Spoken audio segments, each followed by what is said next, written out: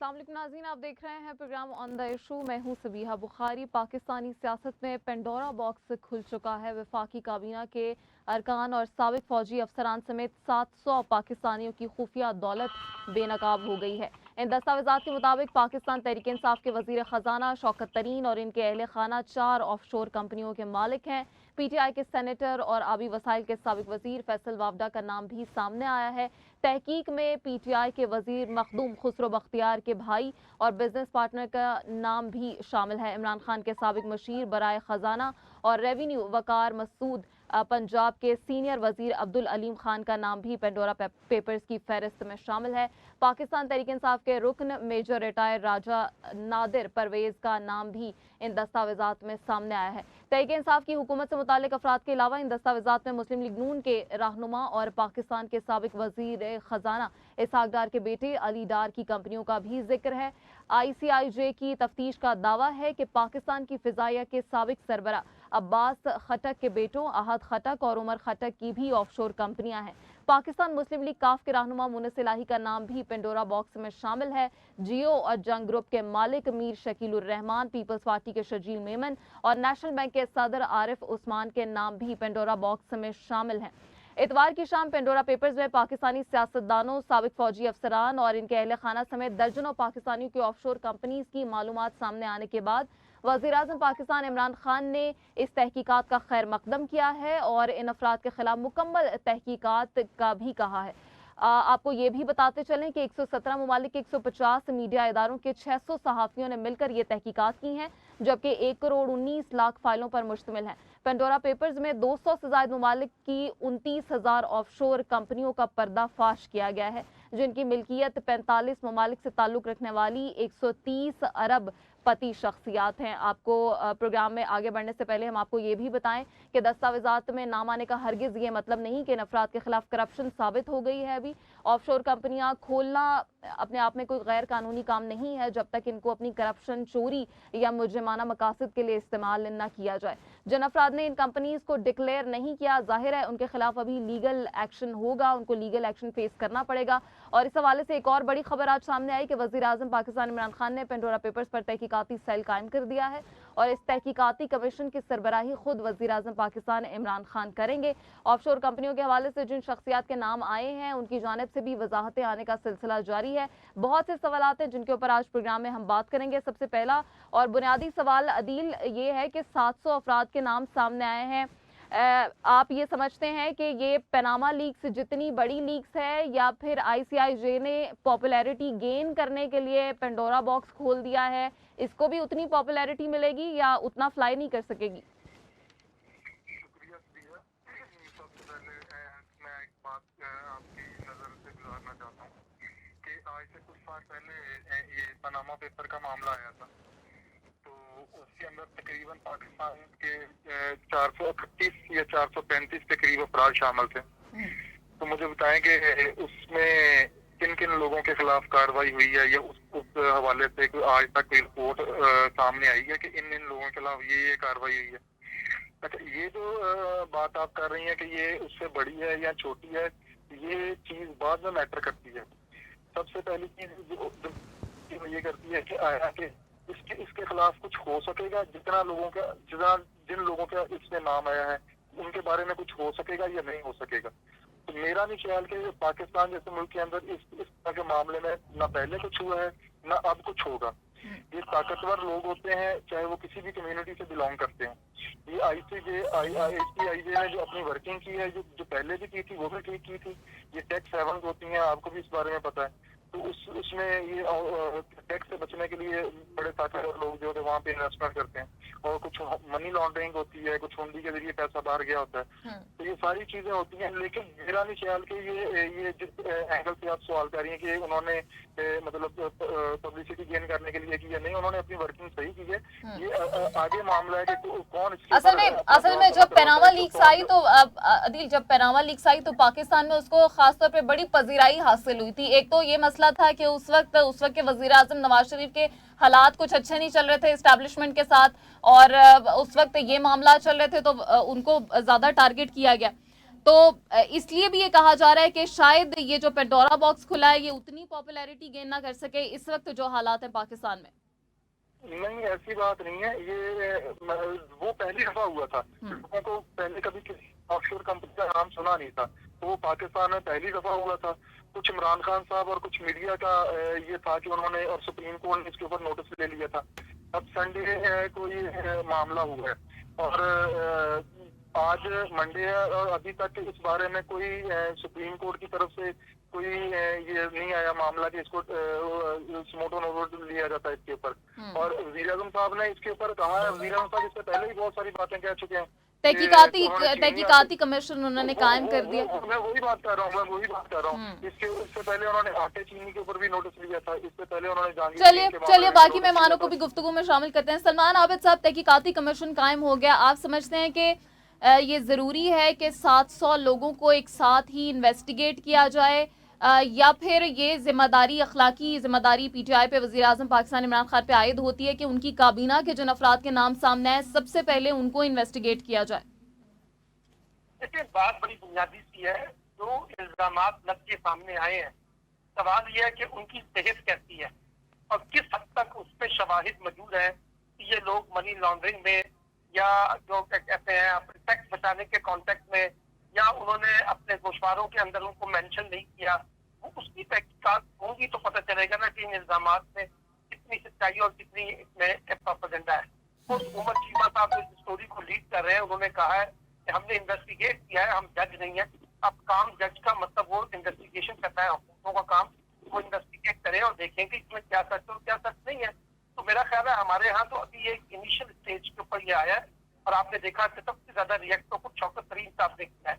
उन्होंने कहा है कि मैंने स्टेट बैंक के जरिए अपने ऑफशोर कंपनियां खोली थी और उसका रिकॉर्ड भी मौजूद है, और उन्होंने कहा पिछले 2.5-3 साल से कोई ट्रांजेक्शन नहीं हो रही है। तो इसलिए ये सब चीजें इन्वेस्टिगेट तो होंगी और प्राइम मिनिस्टर के ऊपर ये अखलाकी जिम्मेदारी भी बनती है कि ना सिर्फ उन 700 लोगों को, बल्कि जो उनकी कैबिनेट के अंदर 5 लोग हैं प्रोविंशियल असेंबली में और नेशनल असेंबली में, उन लोगों को पहले इन्वेस्टिगेट कर दें ताकि उनकी अपनी मॉरल क्रेडिबिलिटी जो है वो स्टैब्लिश हो और वो ये कहेंगे कि हमने अपने जो मिनिस्टर्स हैं उनको सबसे पहले इन्वेस्टिगेट किया है। और अगर उनमें कुछ लोगों के डाउट, सलमान आबिद साहब, जितना आप प्राइम मिनिस्टर को समझते हैं या आप उनकी सियासत को देख रहे हैं, आपको लगता है कि तहकीकाती कमीशन एक टाइम फ्रेम दिया जाएगा, टाइम बार्ड इसको किया जाएगा कि इतने वक्त के अंदर इन्वेस्टिगेशन कंप्लीट कर ली जाए, या फिर इसको एक अरसे तक खींचा जाएगा और ज्यादा लंबा करके इलेक्शन तक ले जाया जाएगा? अगर ये टाइम बाउंड नहीं होगा तो मतलब है कि इससे कुछ नहीं निकलेगा। अगर ये टाइम बाउंड होगा तो आप उसमें से कुछ निकाल सकेंगे ना। नहीं, वो तो एक लॉजिकल बात है ना कि आपने कुछ निकाले। मैं तो आपसे ये पूछ रही हूँ कि जितना आप पीटीआई की सियासत को देख रहे हैं या वजीर आजम को देख रहे हैं, आपको लगता है कि वो एक अरसे के अंदर इसको कंप्लीट करवा लेंगे इन्वेस्टिगेशन को?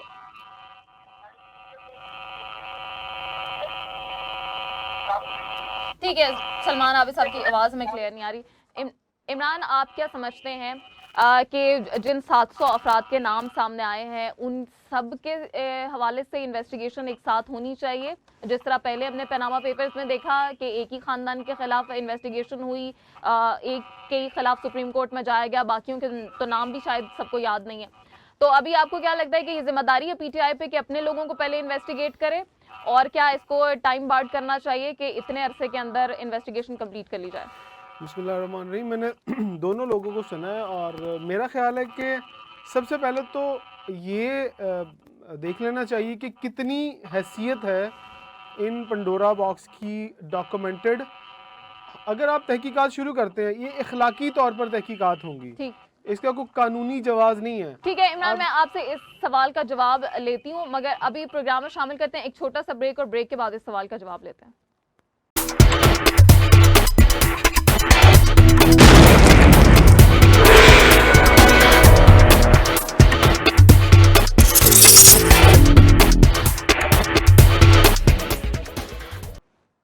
जी इमरान, कितनी अखलाकी जिम्मेदारी आ गई है पीटीआई और वज़ीर आज़म के कांधों पर? देखें, ये इखलाकी जिम्मेदारी के तौर पर तो देखा जा सकता है कि अगर कुछ चीज़ सामने आई है, कुछ चीज़ छुपी हुई थी, तो वो रियासत की जिम्मेदारी है कि उन तमाम हक़ाइक़ को सामने लेकर आए और सबूतों के साथ सामने लेकर आए। लेकिन उससे पहले भी अगर फ़र्ज़ करें आप मेरे ख़िलाफ़ कोई तहकीकात शुरू कर रहे हैं या मुझे कोई नोटिस भेज रहे हैं, तो मेरा ये हक बनता है, मैं कहूँगा कोई डॉक्यूमेंटेड प्रूफ लेकर आएँ, कोई ऑथेंटिक प्रूफ लेकर आएँ। अगर आप किसी की कहने के ऊपर मेरी तहकीकात कर रहे हैं, तो पहले आपके पास सबूत क्या है कि मेरी आप तहकीकात कर रहे हैं। अगर फ़र्ज़ करें पंडोरा बॉक्स में से जो जिन लोगों ने ये तहकीकात की हैं, क्या उनके पास अटेस्टेड कोई डॉक्यूमेंट हैं? अगर मेरे ख़िलाफ़ कोई तहकीकात करेंगे तो मैं कहूँगा भाई कोई डॉक्यूमेंट्स तो लाओ। मैं सिर्फ एक ईमेल की सूरत में जो प्रिंट आउट निकाला गया है, उस प्रिंट आउट के ऊपर मैं आपको अपनी सारी चीज़ें फराहम कर दूँ, क्यों? अगर तो कोई मेरे ख़िलाफ़ कोई सामने बंदा खड़ा है, कोई बंदा सामने खड़ा होकर कह रहा है कि जी हाँ मैं no Imran, it's a proper investigation, और जब उसके हवाले से पेपर्स हैं जो वो मांगे जाएंगे तो वो भी प्रोवाइड किए जाएंगे। देखिए, ये सिर्फ इन्वेस्टिगेशन में तो आप साबित नहीं कर सके ना। अब फर्ज करें गवर्नमेंट ने इन्वेस्टिगेशन की, वज़ीर आज़म साहब ने खुद भी सरबराही करके साबित कर दिया कि हाँ मेरे खिलाफ ये करप्शन चार्जेस हैं और ये साबित होते हैं। मैं कहूँगा पहले मुझे डॉक्यूमेंट्स दिखाए दें। आपने ये डॉक्यूमेंट्स लिए कहाँ पर, आपको किसने दिए ये अब डॉक्यूमेंट? ऑफशोर कंपनियां निकल आएंगी, अब आगे इदारों पे ये आ जाती है जब तक केस इंदिरा, वही वाली बात जो भी दोनों मेहमान कर रहे थे कि दिल भाई ने ये बात की कि शुरू जो पनामा वाला सिस्टम शुरू हुआ था, जो केसेस आए थे सामने, उसमें कितने ऐसे केसेस हैं जिसके आपने प्रूफ दिखाए और जिसके ऊपर आपने केसेस किए और केसेस करने के बाद उसे वाइंड अप किया।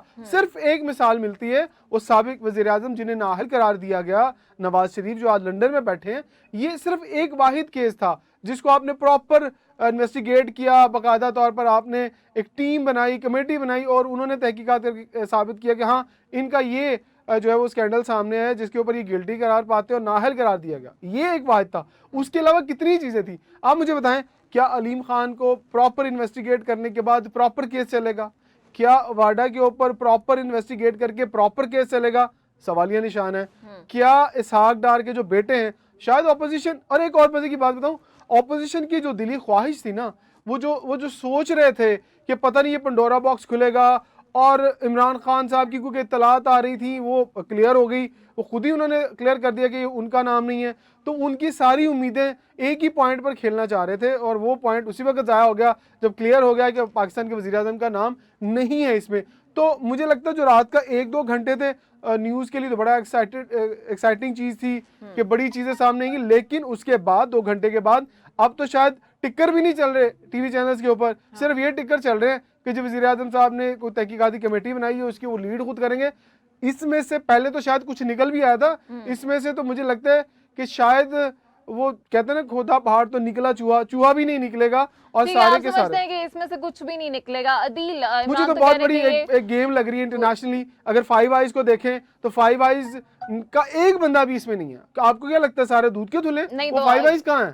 तो फाइव आइज का एक भी बंदा नहीं। तो फिर कोई ना कोई एजेंडा भी तो होगा। एजेंडा जो करना चाहते थे अचीव वो नहीं हुआ और ये फ्लॉप हो गया।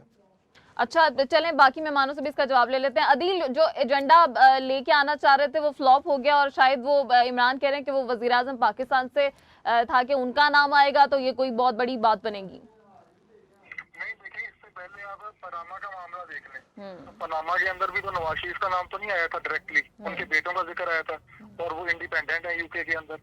तो अगर कानूनी तौर पर देखा जाए तो वो उनका बर्डन ऑफ प्रूफ उनके ऊपर बनता है, नवाज शरीफ के ऊपर तो नहीं बनता। लेकिन वो मामला नवाज शरीफ की तरफ खींच के ले जाया गया, जिस तरीके से भी ले जाया गया, ये एक अलग डिबेट है। इसके ऊपर आप तो जाती तनख्वाह वाला मामला आ गया था ना कि तनख्वाह अपने बेटों से लेते हैं और शो नहीं किया।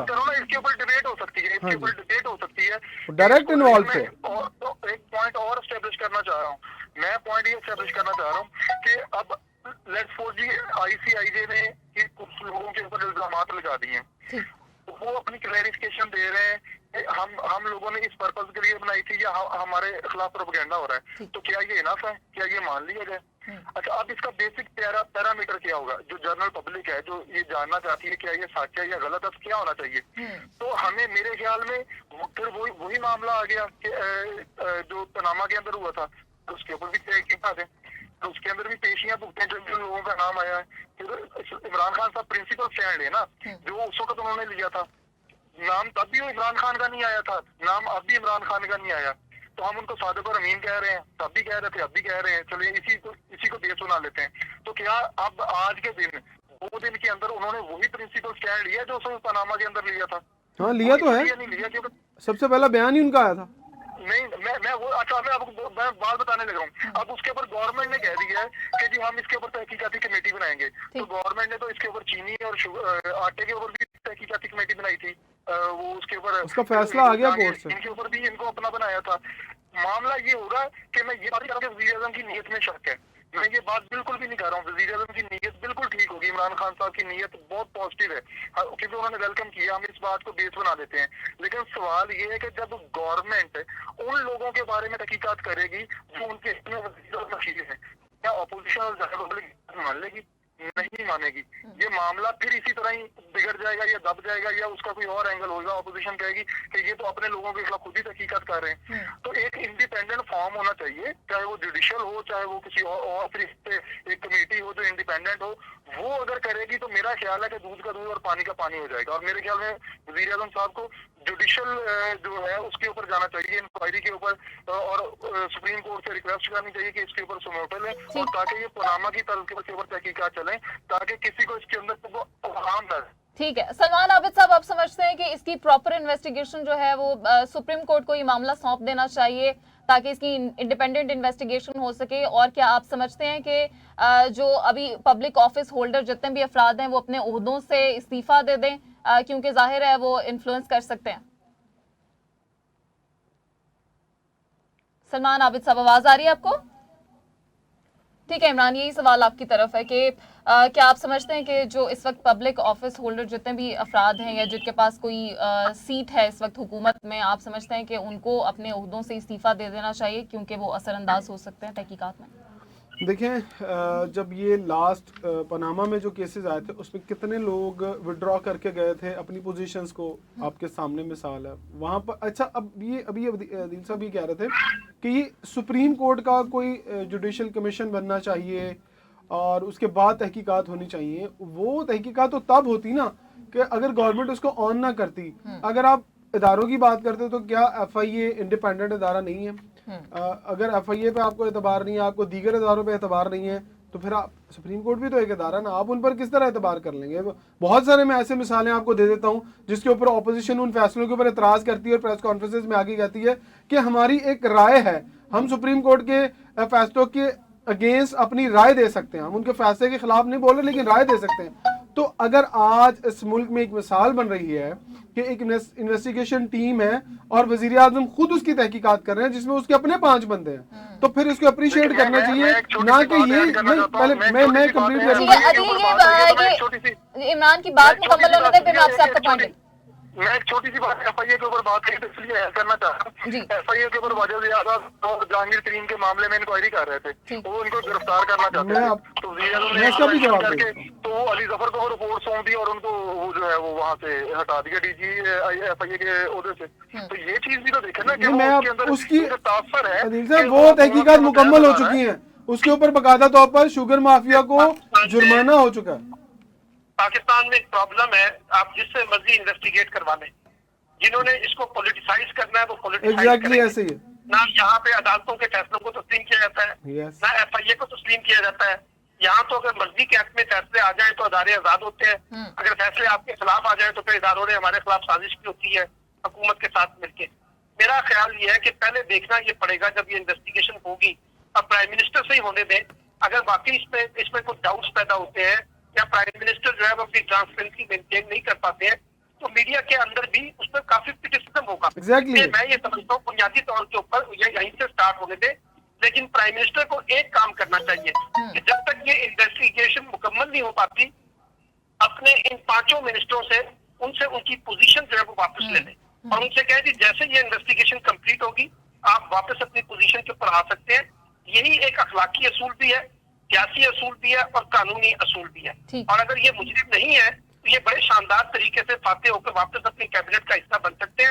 लेकिन अगर प्राइम मिनिस्टर इनको हटाने की बजाय इन्वेस्टिगेशन के अंदर लेके जाते हैं और इन्वेस्टिगेशन टाइम बाउंड नहीं होती और लंबी हो जाती है, तो फिर ये प्राइम मिनिस्टर के ऊपर इल्जाम तो लगेगा कि उन्होंने अपने लोगों को बचाया है और वो प्रिंसिपल जो वो अपोजिशन के तौर पे लेते थे, आज जब वो इख्तिदार में है तो उसी प्रिंसिपल की वो नफी कर रहे हैं। बहुत जल्द मुसलमान साहब, बहुत जल्द आपको एक बहुत बड़ी खबर मैं दे देता हूँ कि बहुत जल्द वजीर आजम इमरान खान जैसी इन्वेस्टिगेशन शुरू होगी, या तो वो तमाम लोग खुद इस्तीफा दे देंगे या फिर एक डायरेक्शन आएगी वज़ीर आज़म की जानिब से कि आप लोग अपनी सीटों को लेफ्ट करें ताकि इन्वेस्ट, क्योंकि ये सवाल अगर आप कर रहे हैं ना, अगर ऐसा होता है अदील या इमरान साहब, अगर ऐसा होता है तो फिर मैं ये समझता हूँ कि उससे पीटीआई का और हुकूमत का मॉरल क्वेश्चन जो है वो बहुत हाई लेवल सर आप ये यहाँ पे सर अदील एक सवाल उठाना चाह रहे हैं जी, उठाएं जी। एक छोटा सा सवाल है कि सर 2019 के अंदर एक अद्वियात का स्कैंडल आया था अमर कियानी साहब के ऊपर, तो उनको फौरन अपने ओहदे से हटा दिया गया था और कुछ माह के बाद उनको जनरल सेक्रेटरी लगा दिया गया था। अभी तक वो तहकीकात 2 साल हो गया, उसके बारे में कुछ नहीं हुआ। वो वज़ीर आज़म साहब ने खुद कहा था मैं उसका नोटिस लिया। जनरल सेक्रेटरी पार्टी में थे। ऐसी एग्जांपल्स पास्ट के अंदर सेट होंगी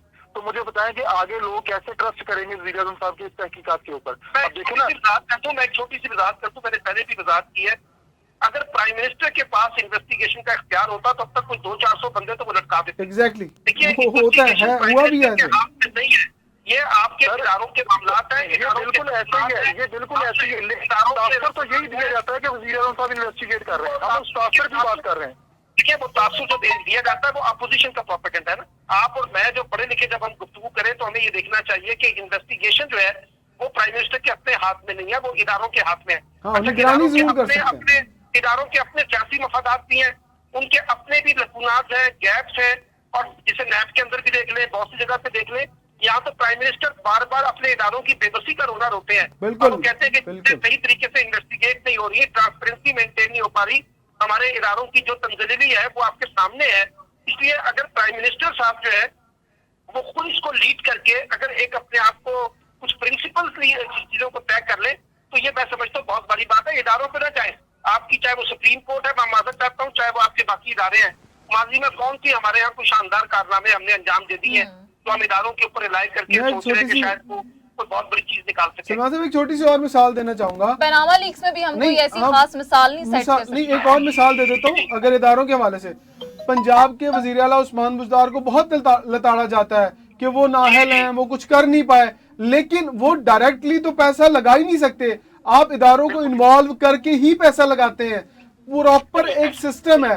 अब बहुत सारे लोग आते हैं कहते हैं जी उस्मान बुज़दार कुछ करवा नहीं रहे, अगर वो थोड़ा बहुत काम कर भी रहे हैं तो बहुत डर के, क्योंकि कल को उन्होंने 5 साल के बाद जब अगर अल्लाह न करे ये ऑपोजिशन में जाते हैं तो सबसे पहले केसेस उस्मान बुज़दार पे खुलेंगे। तो आप कह रहे हैं कि ये इतने मजबूर होते हैं कि खुद अपनी मर्जी से कुछ कर नहीं सकते। पाकिस्तान की ब्यूरोक्रेसी इतनी।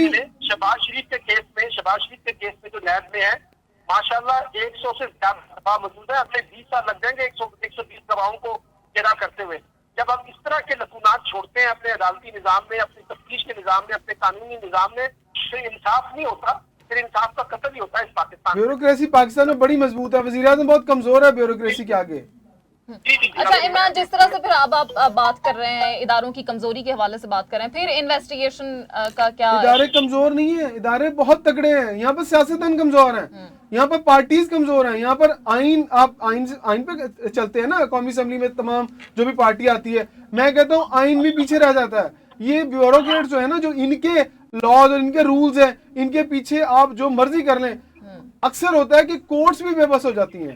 इतने बड़े इदारे अगर बेबस हो जाएं तो फिर आप सोचें कि क्या हाल होगा उन सियासतदानों का जो आकर इनको देखते हैं, इनको संभालते हैं, बड़े बड़े प्लान्स लेकर आते हैं। अब इन्वेस्टिगेशन। अच्छा अदील, ये अब इन्वेस्टिगेशन अगर स्टार्ट होती है, मसला तो तब है अगर आपके इनकम से ज्यादा असासे निकलें तो ही प्रॉब्लम का बायस आपके लिए बन सकती है ना। ऑफशोर कंपनी वैसे तो कोई मसला नहीं आप रखते हैं। बड़ा सीधा सा हल है, बहुत सीधा सा हल है कि जिस तरह इन्होंने कहा है कि वज़ीर आज़म साहब सबसे पहले जिनके नाम आए हैं उनको सबसे पहले उधर से अलग करें। एक चीज, दूसरी चीज, इतनी टेक्निकलिटी में जाने की जरूरत ही नहीं है। उनका लास्ट 10 to 15 ईयर्स का डाटा एफबीआर से मंगवा लें, उनके हिसाब से चेक कर लें। मतलब क्या, उन्होंने टैक्स दिया, अगर उन्होंने टैक्स दिया हुआ है लीगल सारा कुछ, तो इसके अंदर तबाही नहीं है, तो राइट बनता है वो चाहे एक बनाए कंपनी चाहे 2 कंपनी। यहाँ पर भी थोड़ा मसला है। यहाँ पर भी मसला यहाँ पर ये कि पाकिस्तान के अंदर तो सारी चीजें ऑनलाइन उनकी बिल्कुल क्लियर होंगी। आप तो बात करो ऑफशोर कंपनी है जो इंटरनेशनली खुली हुई, बाहर पाकिस्तान में नहीं, इंटरनेशनल कंपनी है, उनका डाटा आपको लेने के लिए वहां जाना पड़ेगा, वहां से क्लियरेंस लेनी पड़ेगी कि अगर फर्ज करें उन जगहों पर अगर पैसे का इस्तेमाल हुआ है, लेन देन, तब वो गिल्टी करार पाएंगे। अगर वो कंपनियां सिर्फ खुली हुई है और वहां पर पैसे का लेन देन नहीं हुआ तो फिर आप कैसे गिल्टी उन्हें कर देंगे? मैं वही बात कर रहा हूँ ना। देखिए आप फर्ज करें आपने पनामा के अंदर या किसी और जगह के अंदर ऑफशोर कंपनी खोली है तो डेफिनेटली वो यही बात कह रहा है ना कि मेरा अपना जाती पैसा है कमाया हुआ और मैंने खुद उसके अंदर इन्वेस्ट किया है, तो वो कोई बैंकिंग चैनल होगा जिसके जरिए उसने वो पैसा वहां पे ट्रांसफर किया होगा। वही बात ना जहांगीर और शौकत तरीन भी तो ये कह रहे हैं ना, शौकत तरीन कहते हैं मैंने 5 कंपनियां खोली हैं लेकिन मैंने उनमें कोई ट्रांजैक्शन नहीं की, उनमें कोई कारोबार नहीं किया, वो वैसे की वैसे ही पड़ी हैं। अगर उसमें ट्रांजैक्शन नहीं हो रही तो क्या प्रॉब्लम है? इसके अंदर इंटेंशन आ जाती है ना, इसके अंदर इंटेंशन आ जाती है। सबसे पहली बात है कि 5 कंपनियां उन्होंने स्टेट बैंक के मतलब उसको उनके मुशावरत से या उनसे पूछ के खोली हैं, तो वो 5 कंपनियों के अंदर अभी तक कोई ट्रांजैक्शन नहीं की, तो 5 कंपनियां खोलने का मकसद क्या था उनका? Future plan. आप बिजनेसमैन हैं, आप अच्छी तरह जानते हैं कि फ्यूचर प्लान में बिजनेस कोई कंपनी खोल के हम रख सकते हैं। ठीक है, इस बातचीत को मैं आगे भी बढ़ाना है। सलमान आबिद साहब, वफाकी काबीना के जितने भी अफराद हैं, इन्वेस्टिगेशन होती है, अगर उनके इनकम से जायद असासे निकल आते हैं तो प्रॉब्लम का बायस है। अगर वो अपनी मनी ट्रेल दे देते हैं, आप समझते हैं 700 लोगों में और भी बड़े तगड़े तगड़े नाम है, साबिक फौजी अफसरान के भी नाम है, आपको लगता है कि उनके हवाले से भी इंडिपेंडेंट इन्वेस्टिगेशन होगी और बात कहीं तक पहुंचेगी? देखिए, मेरा ख्याल है कि अगर इन्वेस्टिगेशन होगी तो फिर सब लोगों के ऊपर होगी ना। अगर आप एक मखसूस और सिलेक्टिव किस्म की इन्वेस्टिगेशन करेंगे तो वो पॉलिटिसाइज हो जाएगी, लोग उसको तनकीद का निशाना बनाएंगे। पनामा में भी ऐसा ही हुआ था, लेकिन उसके ऊपर इतनी तनकीद नहीं हुई ना, एक ही फैमिली को। प्राइम मिनिस्टर ने वाजिब वो सबको करेंगे, तो लेट टाइम डिसाइड कि प्राइम मिनिस्टर अपनी बात पे कायम रहते हैं या नहीं रहते हैं। ये तो नहीं होगा ना कि सिर्फ अरसाद डार के बेटे के खिलाफ होगी और बाकियों के खिलाफ नहीं होगी। तो मेरा मतलब है कि लेट टाइम डिसाइड के भी ये किस तरीके से चीजें आगे बढ़ती है, इसका प्रोसेस क्या होता है, कितना ट्रांसपेरेंट है, कितने लोगों को बुलाया जाता है। अब जिस वक्त पनामा की चल रही थी तो प्राइम मिनिस्टर इमरान खान तो नहीं था, उस वक्त तो पीएम हुकूमत थी, तो उन्होंने क्यों नहीं किया? हकान अब्बासी साहब ने उन 435 लोगों के खिलाफ कार्रवाई, वो तो खामोश होकर बैठ गए थे। तो अब मेरा मतलब है कि ये चीजें आगे बढ़नी चाहिए और ये इसकी तहकीकात होनी चाहिए, ताकि जो लोग भी इसमें शामिल हैं और जिनके पास चीजें क्लियर नहीं है और इलीगैलिटीज उन्होंने यूज की है, तो उनके खिलाफ इन्वेस्टिगेशन तो होनी चाहिए ना इस तरह से, और फिर अगर वो साबित हो जाते हैं तो फिर उनके साथ कार्रवाई की जानी चाहिए। ये मेरा ख्याल से ये वज़ीर आज़म पाकिस्तान के लिए एक बहुत बड़ा टेस्ट केस होगा, और अगर वो टेस्ट केस में प्राइम मिनिस्टर को आप ये क्रेडिट दे कि उन्होंने अभी क्लाइमेट चेंज की जो कॉन्फ्रेंस हुई है वर्ल्ड वाइड, उसमें भी ये सारा सवाल उठाए थे कि जब तक दुनिया की बड़ी ताकतें मनी लॉन्ड्रिंग के हवाले से, नाजायज दौलत कमाने के हवाले से, अगर मुमालिक जो है वो बड़ी कार्रवाई करने की बजाय, कोई लीगल फ्रेमवर्क बनाने की बजाय एक फैसिलिटेट करेंगे उन करप्ट लोगों को, तो फिर आप छोटे मुमालिक की तरक्की जो है उसके ऊपर सवालिया निशान लगा रहे हैं। तो प्राइम मिनिस्टर तो काफी अक्सर से इस पे बोल रहे हैं, लेकिन अब उनका टाइम आ गया है तो वो अमली तौर पर कुछ करके भी दिखाएं, तो नाम आए उनको प्रॉपर तरीके से इन्वेस्टिगेट करें। पहला रिस्पांस भी इसके ऊपर वज़ीर आज़म इमरान खान का आया था, ऑपोजिशन का रिस्पांस अभी तक नहीं आया प्रॉपर्ली। अप्रिशिएट करना चाहिए कि वज़ीर आज़म ने इसका खैर मकदम किया है और तहकीकात का भी हुक्म दे दिया है। अदील, ICIJ ने ये जो पेपर्स लीक किए, पेंडोरा बॉक्स सामने आया, इसके अंदर बहुत से ऐसे नाम है जो जिनकी क्लैरिफिकेशन आई है, वो कहते हैं कि हमसे पहले पूछा गया था, हमने बताया था कि ये डिक्लेयर्ड हैं, पहले भी इन कंपनियों के नाम सामने आ चुके हैं।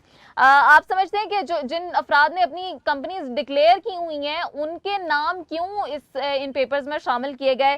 क्या उन शख्सियात को मुतनाज़े बनाने के लिए, और क्या इस बात का प्रॉपर जायजा लेना चाहिए? जी बिल्कुल, इसके ऊपर क्यों नहीं जायजा लेना चाहिए? अगर किसी बंदे ने अपने असासे के अंदर एफर्ट्स के अंदर इन चीजों को डिक्लेयर किया हुआ है और तो उसके अंदर उसका नाम दोबारा उस चीज के अंदर आ रहा है तो उनके खिलाफ परसू करना चाहिए।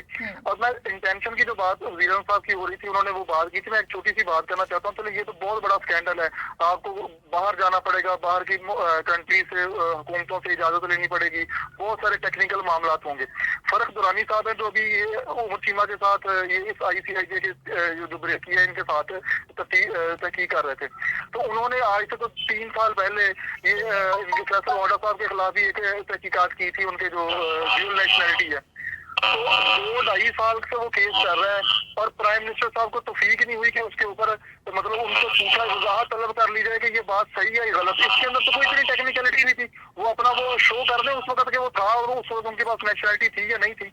मतलब मैं बुनियादी सवाल उठा रहा हूँ कि हम जो भी कर लें, जैसे भी कर लें, अब इसका जो बड़ा मतलब जो मामला है जो प्राइम मिनिस्टर और PTI हुकूमत का वसीर है, उसके अंदर ये मामला जितनी भी तहकीकात को उछाल लें, जितना भी ये कमेटी बना दें, सब कमेटियां बना दें, ये सारा के सारा मामला दबाने के लिए होगा, सारा का सारा मामला दबाने के लिए सब कमेटियां बनाई जा रही हैं। जी सलमान आबिद साहब, मैं उसकी मैं छोटी सी बात कर दूं, छोटी सी बात जल्दी से जरा आदिल, मेरे पास वक्त कम है, जल्दी से।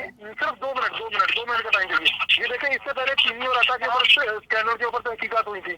वो कितनी तहकीकात हुई थी, कितना मामले को उछाला गया था, इनसे जहांगीर तरीन से उनको बीमा से भी निकाल दिया, सारा मामला कर लिया। वो सारा मामला बाद में दब गया, वो अभी तक कहीं आपको नजर आता है? ठीक है सलमान आबिद साहब, अदील तो कह रहे हैं कि सब कुछ मामला दबाने के लिए हो रहा है, इन्वेस्टिगेशन कोई किसी इख्तिताम तक नहीं पहुंचेगी। मैं सिंपल सी बात कह रहा हूँ कि अगर इमरान खान की हुकूमत ने भी और खुद इमरान खान ने भी वही काम किया जो माजी के हुक्मरान तबकात करते रहे, तो फिर फर्क तो कोई ना हुआ ना। फिर लोग इमरान खान की तब्दीली के ऊपर भी तनकीद करेंगे, लोग उनकी अपनी कैपेबिलिटी बड़ी डैमेज होगी। अगर आज इमरान खान का नाम ऑफशोर कंपनी में नहीं आया, लोग उनको अप्रिशिएट कर रहे हैं, लेकिन अगर इनकी इन्वेस्टिगेशन नहीं होती तो लोग ये कहेंगे कि इमरान खान ने पॉलिटिकल कंप्रोमाइज किया है। जैसे अभी इन्होंने कहा फैसल वाडा के हवाले से और आटा चीनी शुगर के मामला के हवाले से, तो मेरा ख्याल है कि प्राइम मिनिस्टर खुद स्टेज के ऊपर लगे हुए हैं। 2023 के इलेक्शन में उन्होंने जाना है, वो चाहते हैं कि दोबारा सुरखरू होकर आए, तो जरा बड़े फैसले करें, बोल्ड फैसले करें, कड़वी गोलियां खाएं, अपने अंदर जो खराबियां हैं उनकी भी निशानदेही करें और वहीं से अपना आगाज करें कि जो अपने अंदर जो गलत लोग हैं उनको बेनकाब सबसे पहले करें। यही प्राइम मिनिस्टर की रिस्पॉन्सिबिलिटी होगी। ठीक है इमरान खान साहब के तो अपनी बयानात काफ़ी हैं उनको कटहरे में खड़ा करने के लिए, तो आप समझते हैं कि ये इन्वेस्टिगेशन किसी अंजाम को पहुंचेगी या सिर्फ ये इसको दबाने के लिए, तहकीकात को देखिए, दबाने अगर के आपने लिए इन्वेस्टिगेशन करनी है और आपकी नीयत है कि आपने वो लोग जो वाकई ब्लैक मनी इकट्ठी करके और पाकिस्तान से बाहर लेकर जाते हैं, और फिर आपके लिए बहुत आसान है अगर आप सिंसियर हैं। अगर आप सिर्फ पॉलिटिकली एक गोल स्कोरिंग कर रहे हैं और माइलेज ले रहे हैं, तो फिर मैं समझता हूँ कि ये आपके नेगेटिव पॉइंट्स में शामिल हो जाएगा। मुझे लगता है कि इमरान खान के पास, वज़ीर-ए-आज़म इमरान खान के पास बहुत बहुत थोड़ा सा टाइम है, और अगर वो ये वाकई इस इन्वेस्टिगेशन को लीड करते हुए और अगर अपने 2 बंदों को भी प्रॉपर इन्वेस्टिगेट करके अगर वो मुजरिम साबित होते हैं और उनको सज़ा देते हैं, पार्टी से निकालते हैं और उन्हें वाकई जेल में भेजते हैं, जिस तरह अपोजिशन के लोग जेल में बैठे हुए हैं, तो मेरा ख्याल है आने वाले 5 साल क्या 10 साल भी आप शायद वज़ीर आज़म इमरान खान को ही देखेंगे, क्योंकि जो एक मिसाल सेट होगी वो आज तक पाकिस्तान में। बताइए कि आईसी मैं ये बात कह रहा हूँ कि अगर प्राइम मिनिस्टर इमरान खान साहब की इंटेंशन जो है बड़ी वाज़ेह है, क्लियर है, पॉजिटिव है, तो वो ये इसकी तहकीकात करना चाहते हैं, तो मेरे ख्याल में सबसे पहले उनको पार्लियामेंट का सेशन बुलाना चाहिए, उसके अंदर इस मामले के ऊपर डिबेट होनी चाहिए, फिर लिंगर ऑन लंबा की सरबराही में एक इंडिपेंडेंट कमेटी बना देनी चाहिए। फिर वो सियासी मामला हो जाएगा आदिल साहब, ये लंबा चला जाएगा, ये इदारों और मुल्क के सरबराह भी रहना चाहिए, तो फिर ये सियासत हो जाएगी ना। फिर आप सियासत में क्यों लेके जा रहे हैं? सियासत से तो बचना है। अगर आप ये मामला पार्लियामेंट में ले गए तो इसका मतलब आप कुछ नहीं करना चाहते, दबाना चाहते हैं आप, सीधी सी बात है, बचाएंगे। ठीक है, अदील समझते हैं कि मामला पार्लियामेंट में उठाना चाहिए, जबकि सलमान आबिद साहब और इमरान को लगता है कि पार्लियामेंट में उठाया तो ये मामला बहुत लंबा हो जाएगा और इसका कोई अंजाम नहीं होगा। प्रोग्राम का वक्त खत्म हो गया। हमारे साथ सलमान आबिद साहब तजिया निगार टेलीफोन लाइन के जरिए शरीक थे, अदील मकबूल साहब तजिया निगार वो भी हमारे साथ टेलीफोन लाइन के जरिए शरीक थे, और इमरान सोहेल हमारे साथ स्टूडियो में मौजूद थे। आप तीनों मेहमानों का शुक्रिया अदा करते हैं। प्रोग्राम आपने देखा, फीडबैक जरूर दीजिएगा। इजाजत दीजिए, अल्लाह हाफिज।